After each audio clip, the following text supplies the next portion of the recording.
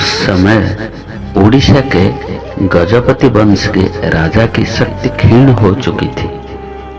कटक के ही लाल बेग नामक शक्तिशाली मुगल सरदार ने अवसर पाकर सेनाएं संग्रह कर ली थी। अचानक उसने आक्रमण कर दिया। राजा हार गए युद्ध में। लाल बेग उड़ीसा का अधिपति हो गया। वह बड़ा अत्याचारी था। उसके भय के कारण लोग घर द्वार छोड़कर भाग जाते थे। हिंदुओं पर वह बहुत अत्याचार करता था। उड़ीसा के दंड मुकुंद पर ग्राम से वह एक विधवा ब्राह्मण कन्या का अपहरण कर लिया था।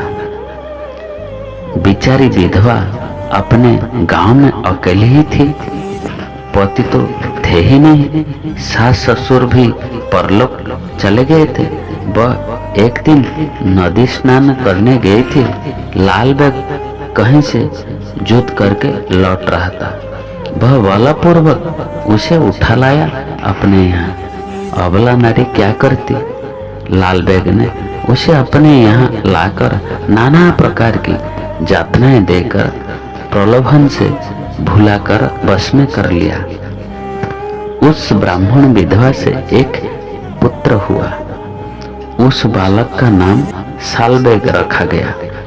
सालबेग बचपन से युद्ध कला सीखने लगा। युवा होने पर वह अस्त्र शस्त्र चलाने में पूरा निपुण हो गया। अपनी शूरता का उसे बहुत अधिक गर्व था। अपने पिता के साथ वह एक युद्ध में गया। उसके युद्ध कौशल तथा पराक्रम को देखकर वहां सब लोग दंग रह गए। परंतु गर्वहारी भगवान किसका गर्व रहने नहीं देते। शत्रु के किसी सैनिक ने पीछे से सालबेग के सिर पर तलवार मारी। गहरी चोट खाकर वह गिर पड़ा। सेवक उसे शिविर में ले आए और जब वहां मरहम पट्टी से घाव ठीक होता ना देखा तब उसे घर भेज दिया गया। सालबेग शूर था, अतः लालबेग उसको मानता था।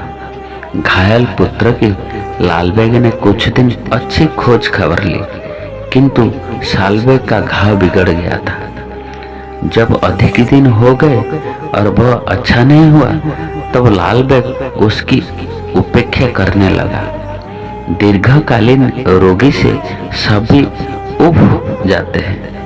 संसार में सब स्वार्थ के संबंध है। जब तक स्वार्थ है तब तक सभी संबंध घिरे रहते हैं, और जब स्वार्थ पूरा होने की आशा नहीं रहती तब कोई बात भी नहीं करना चाहता। सालबेग से अब यह आशा नहीं थी कि अच्छा होकर वह किसी काम आ सकेगा।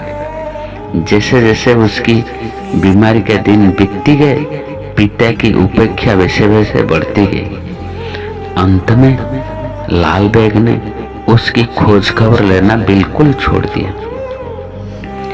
लालबेग की उदासीनता देखकर दूसरे लोग भी सालबेग से उदासीन हो गए। नौकर भी अब उसके पास नहीं आते थे। केवल माता ही थी जो भूख प्यास भूलकर दिन रात रोगी पुत्र की सैया के पास बैठी उसकी सेवा करती थी। एक दिन सालबेग का कष्ट बहुत बढ़ गया। वह अपने जीवन से निराश हो गया। वह रोते हुए माता से अपने अपराध की क्षमा मांगने लगा। माता ने बड़ी कठिनता से अपने आंसुओं को रोककर उसने कहा, बेटा मैं तो दासी हूँ। तेरे पिता ने मेरा सर्वस्व लूटकर अब मेरी उपेक्षा कर दी है, क्योंकि मुझ में अब वह रूप नहीं रहा। मेरा तो एक तू ही सहारा है। अपने प्राण देकर भी मैं तुझे बचा सकूं तो मुझे बड़ी प्रसन्नता होगी। परंतु बेटा अपने कर्मों का फल तो भोगना ही पड़ता है।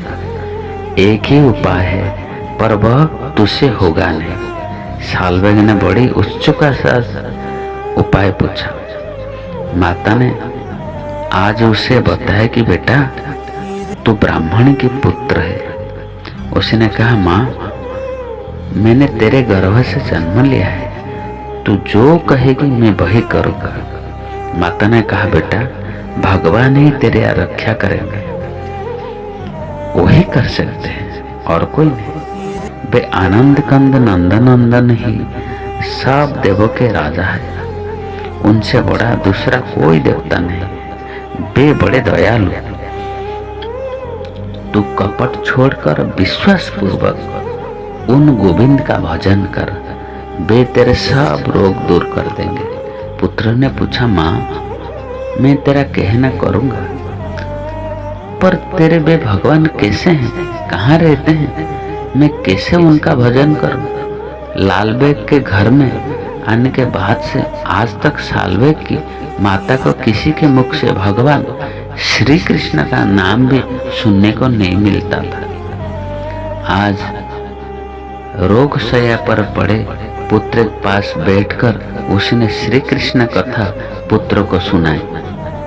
मोर मुकुटधारी बनमाली पीतांबर परिधान त्रिभंगी सुंदर मदन मोहन के स्वरूप का उसने भली प्रकार वर्णन किया। उसने पुत्र को श्री कृष्ण नाम जप करने को कहा। उसने कहा, बेटा, श्री कृष्ण भजन का मूल विश्वास है। तू मन में किसी प्रकार यह संशय मत आने दे कि भगवान मुझे दर्शन देंगे या नहीं, मेरा रोग दूर होगा या नहीं। इस प्रकार संदेह करेगा तब तो कोई लाभ नहीं होगा। यह विश्वास करते हुए भजन कर कि अवश्य दयालु श्री कृष्ण मुझ पर कृपा और दया करेंगे। अचल श्रद्धा से तू उनका चिंतन कर, 12 दिनों में ये अवश्य तुझे दर्शन देंगे। सालबेग ने नेत्र बंद कर लिए। उसकी जीभ अभिराम कृष्ण कृष्ण कृष्ण का जप करने लगी। भगवान की अतुल शक्ति से उसका बाह्य ज्ञान लुप्त हो गया। उसके अंतकरण में मुरली मनोहर की दिव्य मूर्ति प्रकट हो गई। उसका हृदय आनंद से उछलने लगा।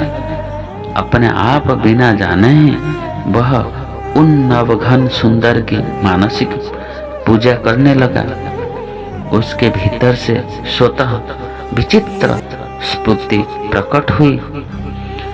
भगवान की लीलाओं का स्मरण होने लगा। वह विभिन्न प्रकार की लीला आदि भगवान के नामों से उनकी स्तुति करने लगा। उसके नेत्रों से आंसू की धारा बहने लगे। देखते देखते 11 दिन बीत गए। सालवेग ने कहा, माँ, मालूम होता है कि भगवान को मेरा मर जाना ही पसंद है। वे इसी से मुझ पर दया नहीं करते। रोगी सालवेग कहाँ तक धैर्य रखे।